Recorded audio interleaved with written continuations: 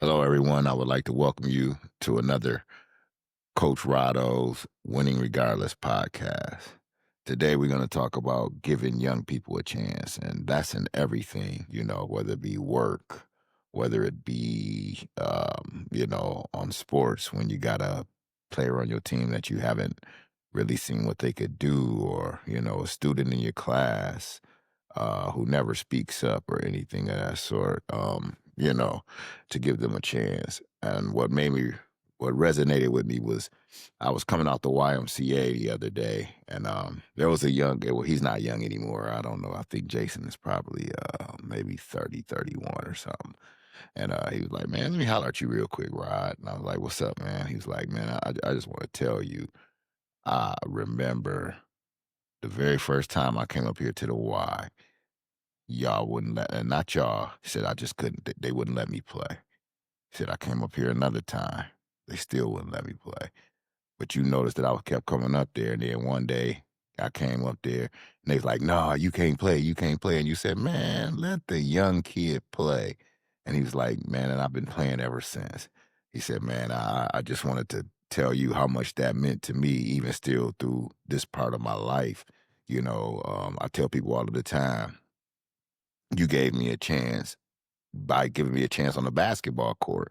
He's like, nobody knew what my skill was. Nobody knew what I could do because they didn't give me a chance. He said, and it propelled me to, go on and play high school basketball and, rec league basketball. I mean, and it wasn't about basketball to him. It was because he was good in basketball, and, he still to this day plays basketball. And is plays it pretty well. It's more of a metaphor of life. Like the one thing that we do as grown-ups is we don't listen to the younger generation, or we think that we know everything, and we don't give them a chance to tell their side of the story or tell what they believe or even tell how they could possibly help make things better. And that was one of the things that I wanted to, you know, get away from, because, me giving him a chance to get on the basketball court with us at the YMCA was, it wasn't a big deal, but I mean, it to him it was. But, I'm one of those people who gives anybody a chance. What is, you come out and we lose a basketball game. I'm gonna get on next anyway, because it don't matter, because I'm sweet. So it didn't matter to me. I'm gonna get on the court next anyway. So come on and run with us. But we end up winning. But my thing in life is always like, we need to give young people a chance. Because I remember being that young person who had good ideas, but nobody wanted to hear them. Because I came up in the era of, kids were to be seen and not heard. You never, when grown-ups is talking, the old saying, shut your mouth when grown folks is talking. That was what I came up under, and that was pretty much what I rebelled against as I got older in, giving younger people chances to step up, and I took that with me in owning the company. Like I'm almost 55, and I'm the oldest person in the company.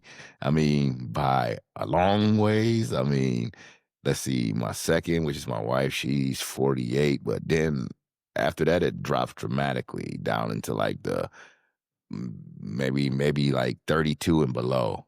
And it's simply because when they came in as young people, you got to look past the qualifications sometimes, because sometimes the qualifications don't match the character of the person.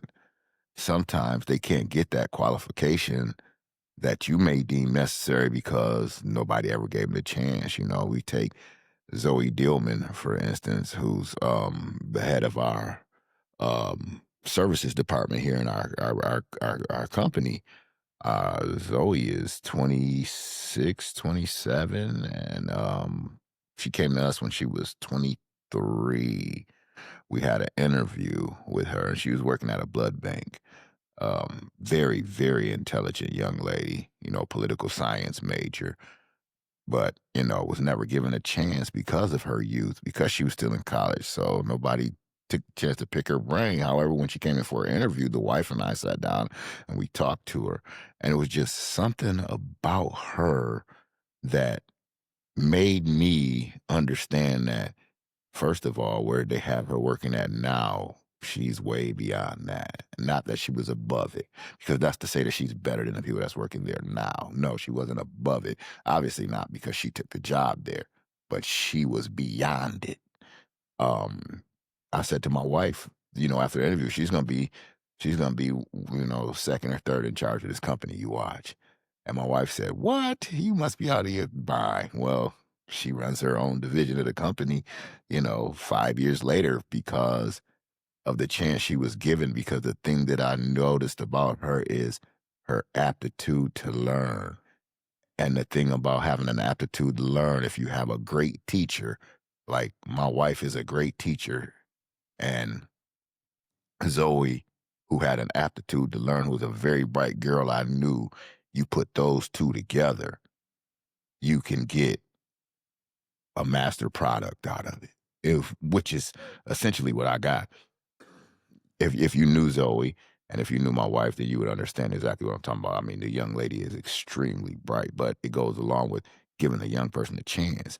We have other people here in our company who, we just hired another young guy who could have went, very very smart young man, could have worked for Stryker, can work for anyone, but chose to work for us because, for one, the environment that we created as far as chances.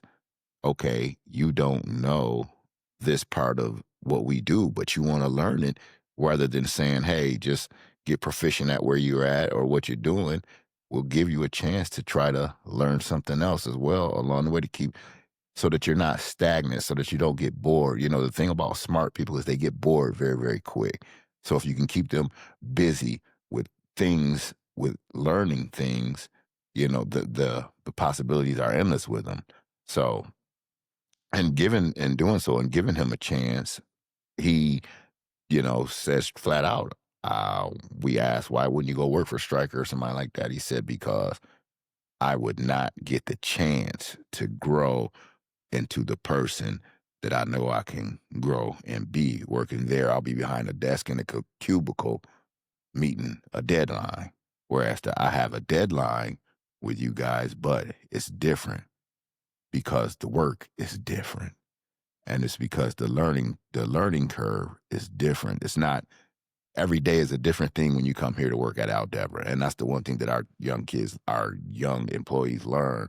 And that's all because as young employees, we gave them a chance.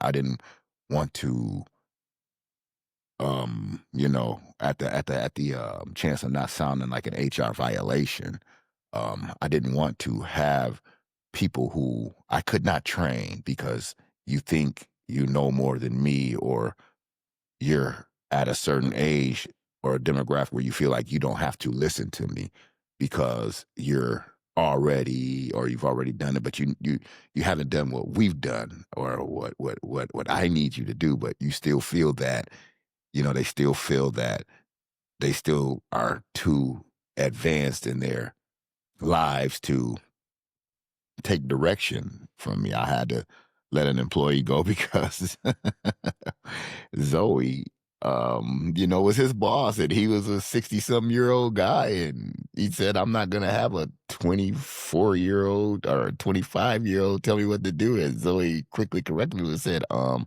23." So, you know, but it came down to a choice that had to, either he had to go, or he wasn't gonna have to listen to Zoe. And I empowered Zoe, so it would have been completely unfair for me to take this guy's side over her, and there was no way that was gonna happen. Let's be clear of that. So I told him, you have to go. And his first thing he said is, I'm like master in this industry, and you're taking the side of a 25-year-old over me. And yeah, pretty much, simply because that 25-year-old means a lot more to my company than you ever could, simply because of the time that she put in and the aptitude that she has and the chances that I gave her and my wife gave her to learn from us. She knows how to do the things that we need to get done. There was no retraining. We didn't have to, you can't retrain a guy that was 60 something and been in the industry for this many years, and we needed him. I mean, the guy couldn't even do a fucking email. So, it was it was a case where I understood that I need employees that I can train our way, which is very, very unconventional. And what I've learned that to be is the young people who are very, very eager because they've been sat on the sidelines, even in their lives, they were sat on the sidelines. Nobody gave them a chance. It's like I tell the young kids in politics today, you have a problem with what's going on, with politics in today's society, and not just like August, August the 21st, or yeah, not August 21st, 2025. I'm just talking about politics in general. I tell them, well, if you have a problem, then you need to get involved because what's going on is you have all of these old people that are making choices, telling you what's best for you and how to live when they have no idea how to live how you live.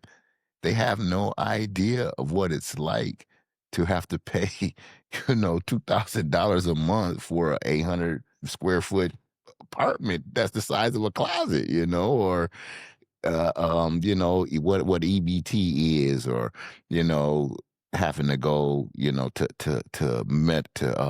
ERs that are subpar. And yet and still, these are the people that are being elected to make choices for you young people.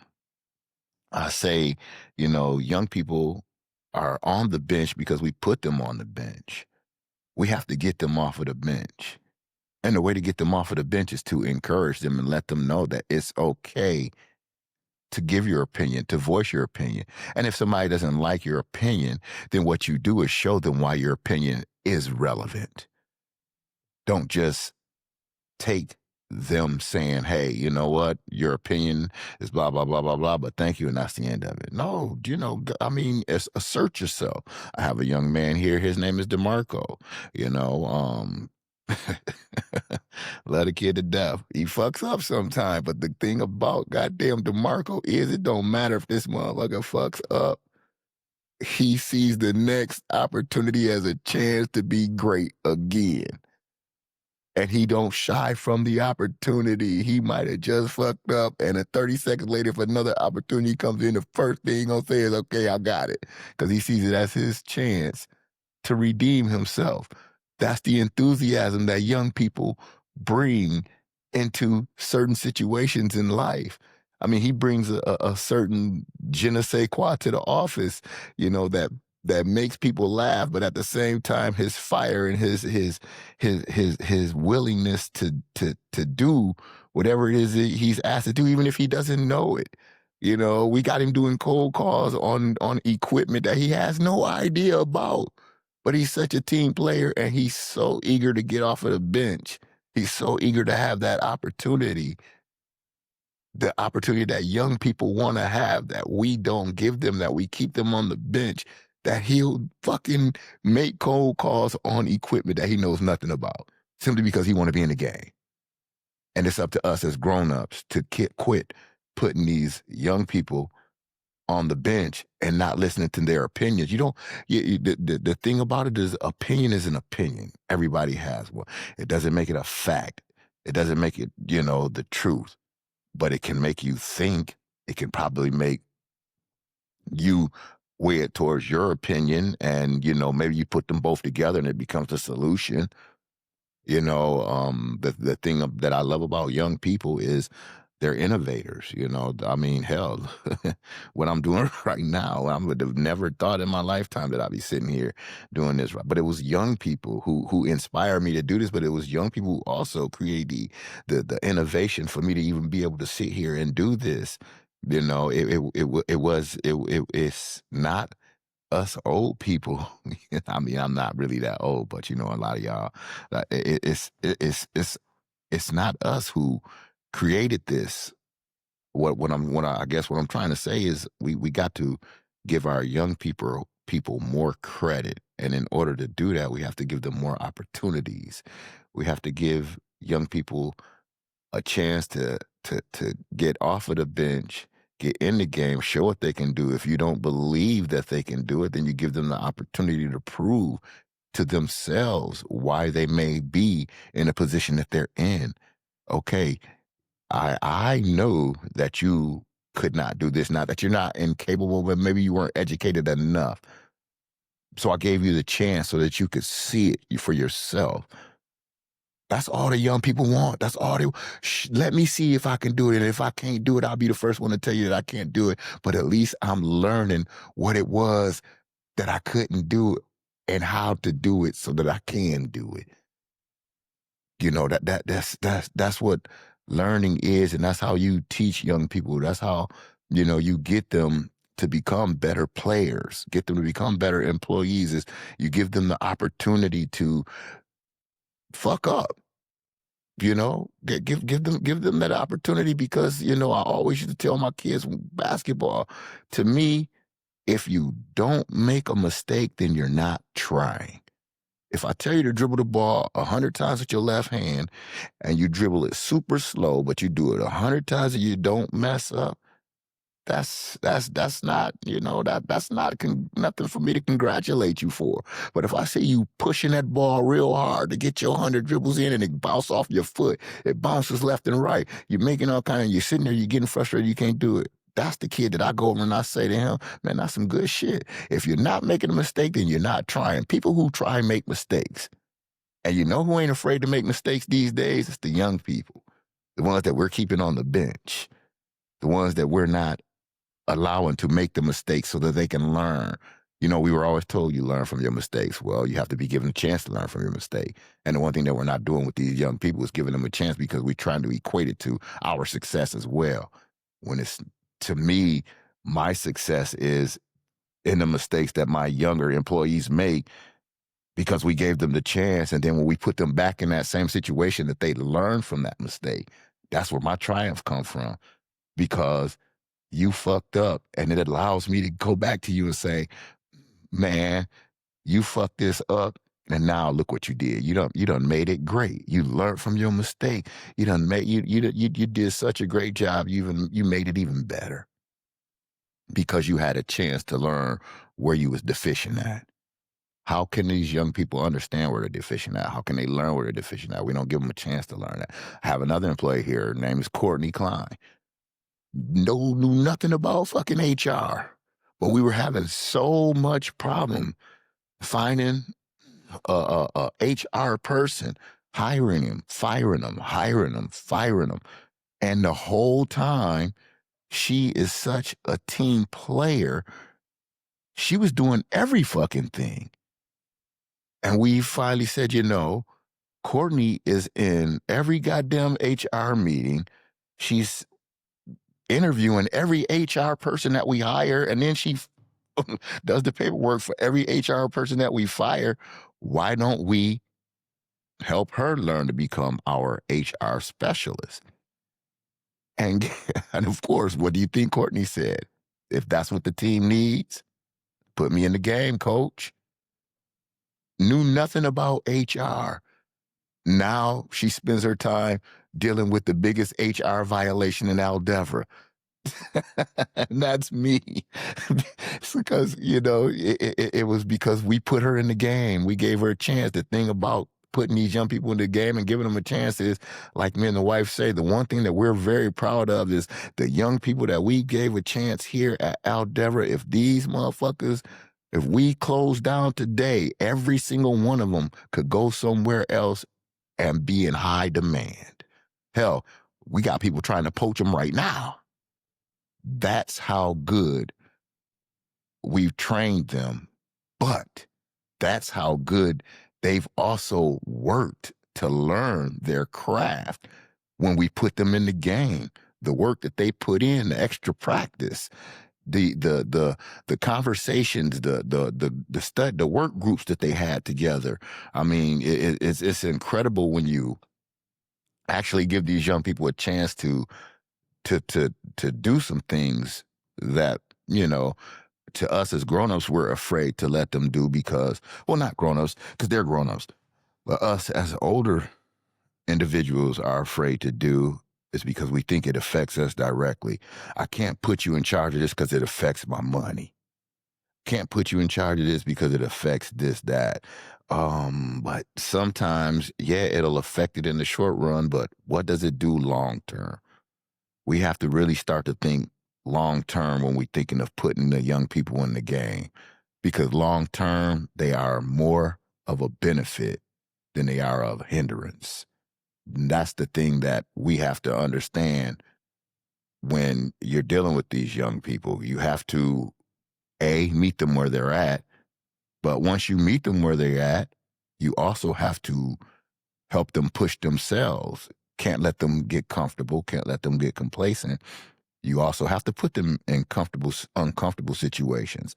The thing that we say in the military is, get comfortable with being uncomfortable. And that's the one thing that I like to do to my young people. I like to put them in uncomfortable. I got a kid here named Adam. You know, you'd be lucky to get that motherfucker to say 2 words to you if you don't know him. If you know him, he'll chit chat with you. Smart as fuck, brilliant young person. Again, very, very versatile. Was stuck on doing one thing, but working here, the one thing that we did was we got to get him out of his box. So we put him in uncomfortable situations, to where he got comfortable. Then his youth voice started coming out when he's dealing with certain situations. As far as with work goes, or when he's out in the field, he has to deal with other people that work for other companies. But we're doing a project together where he asserts himself. Whereas to anybody who knows Adam, Adam would have never. That's not his personality. But it has become his work personality because he got put in the game. We told him where he was deficient at. We told him why he wasn't scoring as many points as he thought he should. And he worked on those things, and to the point where he has become a high point scorer. It's we have to give the youth a chance at whatever it is that we feel that they're not inept, or they don't have the aptitude to do, because they can't get it if we don't give them the chance. You never know. Again, Zoe, the political science person, never did she think that she was going to be the head of a government contracting services department for a company, because that's not what she was going to school for. But when you put a person in the game, they find out that they have other skills that, they may not have even thought to work on, because it wasn't anything that they were ever talked to about, or even given thought to. And you find out exactly how versatile the young people are compared to us. They can use the computer in ways that we can't. They know programs that we don't know. They know coding that we don't know. And we try to make it seem like we know a lot more than we do, but it's the young people that we have to lean more on. And in order to do that, we got to start trusting them. And if young people who sit in the background, you got to call them out to the front. You got to make them assert themselves as well. We have to give them that. We have to empower them. And in order to do that, we have to call them up to the front. You have to call them up to lead. We have to let them be in charge and take charge of their destiny, so that they can also understand that they also have other people's destiny in hand with their brilliance. And the thing about brilliance is it manifests its way it manifests itself in so many different ways. People think about brilliance in book studies and this, that, and that. No, brilliance. I have a buddy of mine he's military brilliance. You tell the guy that, well, he just saw what Rangers look like. Said, I'm going to do it. And everybody laughed. Motherfucker, you ain't about to be no Ranger. Motherfucker signed up for Ranger school. finished like top 3 in the fucking class. And then didn't even want to join the unit that did the register. He did it just because he has that ability to focus in on seeing something and wanting to do it. And he does it. And when he does it at 100%. That's his brilliance in life. You know, we all have our own brilliance in life, and you'll never find out what that young person's brilliance is if we keep them on the bench. So, in closing, what I would like to say is give that young person a chance, put them in the game, get them off of the bench, push them to their potential, help them see their potential. And once you see their potential, you start to work on honing that potential along with them. I would like to thank you for listening to Coach Rodo's Winning Regardless podcast. And you can find us wherever you listen to your favorite podcast. Have a great day until next time.